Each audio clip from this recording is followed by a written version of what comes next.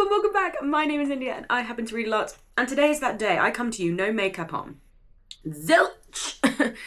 If you can pick up on the spot on my chin, ignore it. I come to you because the Goodreads Awards have officially been announced. They were announced yesterday. I saw a spoiler for one. Shout out to whatever Instagram user I follow, because she spoiled the YA one, which was the most obvious one of all. But the winner has been announced. I'm very excited to go through, see if I was right with my suggestions. And we will see if I just know the Goodreads readers or not.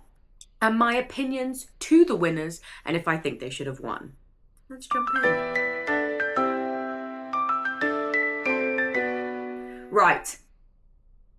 I'm actually quite scared that this is not gonna...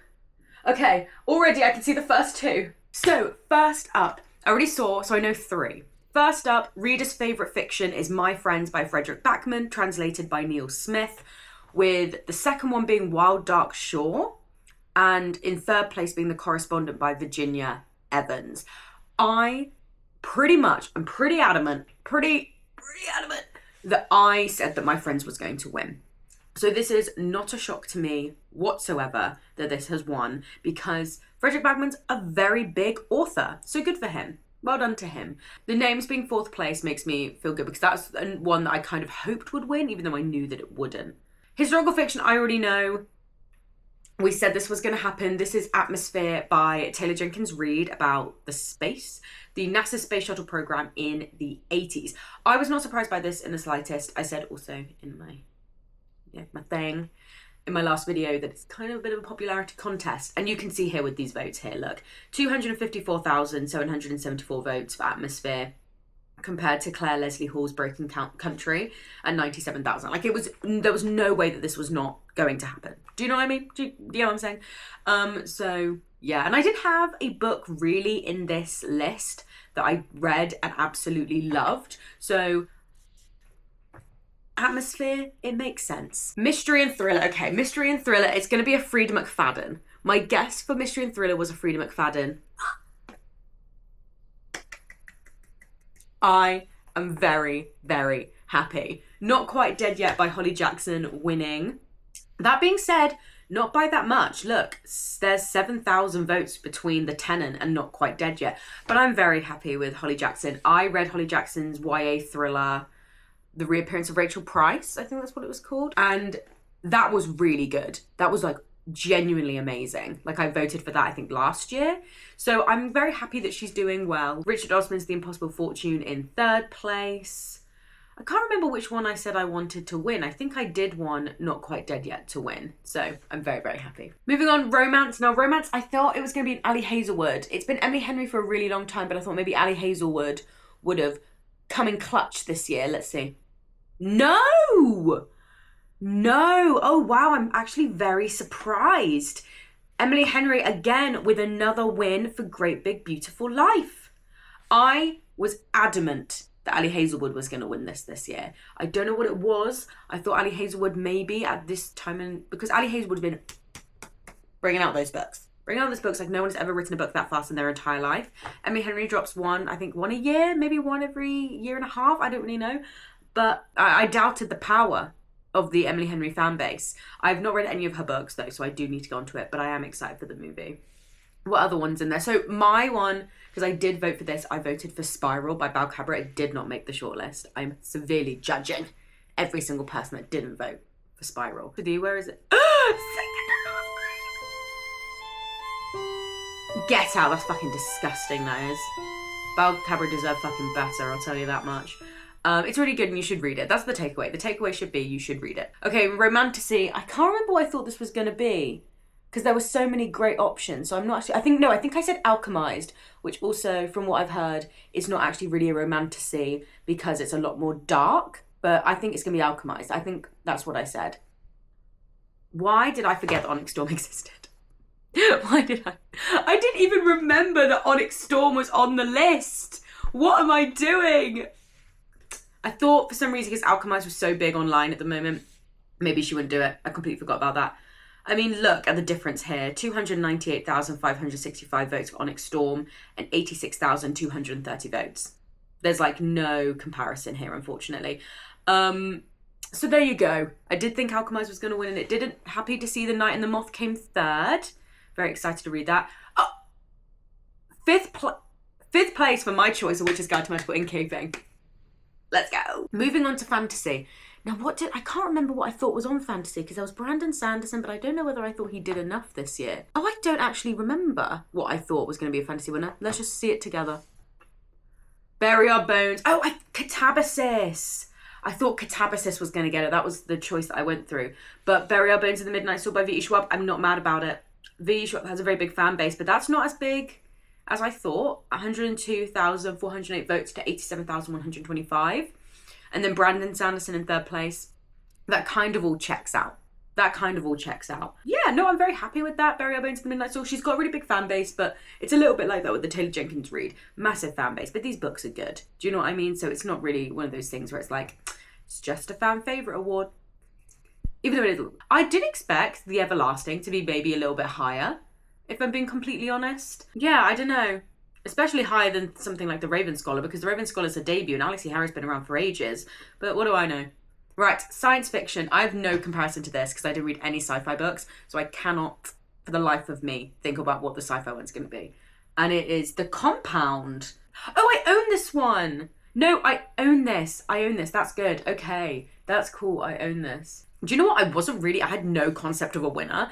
And that makes me very happy because it's a debut novel and I own it and I've heard really good things. So, that's good. I had nothing to base it on. So I'm very happy with that.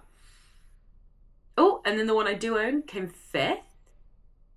Oh my God, I think the entire time I've been going, yay, those books are in fifth place, they're actually in sixth place. I actually can't count. I can't fucking count. I was like, yay, it's all in Let's go back. Hold on. Yeah, I said fifth place. Bitch, it came sixth. I can't count. What am I doing? Anyway, very happy for The Compound. I think that sounds really exciting. I can't count for shit though. So for horror, it's probably going to be a Stephen King. 9 times out of 10 it's a Stephen King, but I voted for Bat Eater and was also very happy if Hungerstone won. So let's see. Grady Hendrix. Not surprised. Oh, thing is though, not many votes between Stephen King and Grady Hendrix. Bat Eater came 6th and Hungerstone came 7th. Very happy to see that. Okay, so debut novel. I had no concept again. Alchemized. Yeah, there you go. I think I did say maybe Alchemized for this one because I just think of how big it is. So Alchemized won Best Debut Novel. I also didn't vote in the audiobook category. So what's that? Onyx Storm. To be honest with you, I did think it was going to be the Harry Potter book. I did think the Harry Potter audiobook was going to be the one that maybe was higher because I do think the Harry Potter fan base, despite everything that's coming out with JK, is a bigger fan base than the Fourth Wing fan base, but clearly not. So at least we can take that, Oh, it's raining out there. Young adult fantasy. Yeah, see, I knew this is the one that got spoiled for me. Sunrise on the Reaping, I 100% knew was going to win. And that was something that I said very early on, that Sunrise on the Reaping was going to win. Surprise to no one. It's a massive book. I thought it was. I mean, you see my 4-star. I would say maybe even a 3.5 now. But what else do we have? Oathbound came 4th. Heavenly Tyrants down there. Oh, there's my choice. Shout out to A Language of Dragons. Love you, Queen. So young adult fiction, I didn't vote for young adult fiction this year, I don't think. Not surprised with Fake Skating because she's just been massive this year. Again, didn't vote for non-fiction, so I have no comparison. And it goes to Everything is Tuberculosis by John Green. I am very much, again, viewing this in a UK lens because I'm surprised that the Let Them theory didn't win. But I think maybe Everything is Tuberculosis is so much bigger in America, and then this is very big in the UK. So that's what my thoughts are. Memoir, again, I'm not sure what Memoir's going to be. That was my theory. I did think The House of My Mother was going to be the winner. I did think it was going to be anywhere between Nobody's Girl and The House of My Mother, if I'm being completely honest, just because what they're discussing has been massive in the media for ages. So I do think a lot of people probably went and read it. History biography, no idea, no clue. It is How to Kill a Witch, The Patriarchy's Guide to Silencing Women by Claire Mitchell and Zoe Vendittosi. Good one, love it. I've no concept for what it was going to be. So there you go. And that's it. And that is it. That is the winners of the Goodreads Choice Awards. Let's go over So to be honest with you, I guessed fiction. I guessed historical fiction. I didn't guess mystery and thriller. I thought it was going to be Rita McFadden. I thought Ali Hazelwood was going to win romance, and she didn't. Romantasy, I thought, oh God. Romantasy, I thought was going to be Alchemized, and I forgot about Onyx Storm existing, because that's how I like to live my life, forgetting that that series exists. Fantasy, I thought it was going to be Catabasis. Had no concept for sci-fi, so that's good, but I do own that book, so that's bumped up my list. Horror, I didn't think Bat-Eater or Hungerstone was going to get it, but I did think it was automatically going to go to Stephen King like most years. Debut novel, I'm pretty sure, if I can remember correctly, I assumed it was going to be Alchemized. On an audiobook, I got wrong because I thought that was going to be Harry Potter. Sunrise on the Reaping, I definitely got correct. Young adult fiction, no idea. Same with non-fiction and history. I had a small inkling that Memoir would be The House of My Mother, but I couldn't remember anything else, so I wasn't sure. But overall, kind of to be expected for this awards. Kind of to be expected. Nothing that I voted for won. I did do like a cursory vote for Sunrise on the Reaping, I think in the second round of shortlist. But really everything that I voted for in that original video, none of it won. God damn it. Maybe next year when we revisit this, maybe next year will be the year that at least one of the books, first of all, that I've read any new releases in fantasy, instead of rotting on my shelf. And we'll see. But maybe next year will be the year that one of the books that I've read wins. I think that would mean I'd have to read fucking Rebecca Yarros, and I won't be doing that. So thank you so much for watching. Please like and subscribe and all of that fun stuff. And yeah, this is, the Goodreads stuff is really fun to film, so I really enjoyed it. And thank you so much, love, for the last video, because that was fun to film and fun to edit. So yeah, thank you so much. See you in the next video. I never know how to end these.